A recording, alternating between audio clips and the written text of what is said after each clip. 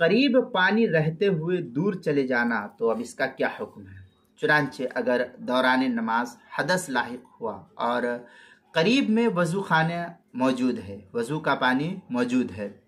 اب اگر وہ اس پانی کو چھوڑ کر اس سے 2 صف آگے چلا جاتا ہے یا کچھ نل آگے چلا جاتا ہے اور جان بوجھ کر ایسا کرتا ہے تو بغیر عذر تجاوز کر جائے گا تو اس کی نماز فاسد ہو جائے گی۔ البتہ اگر کوئی عذر مثلا وہاں بھول جائے کہ قریب میں پانی ہے یا جگہ کی تنگی کی وجہ سے یا بہت زیادہ بھیڑ لگی ہوئی ہے کہ پانی کے مقام تک پہنچنا اس کے لیے مشکل ہو، تو یہ صورتحال ہو تو اس سے پھر اگلے نل کی طرف تجاوز کر جانے میں کوئی حرج کی بات نہیں، اس کے نماز فاسد نہیں ہوگی۔ چنانچہ مراقی الفلاح میں ہے وَمُجَاوَزَتُهُ مَا قَرِيبًا بِأَكْثَرِ مِنْ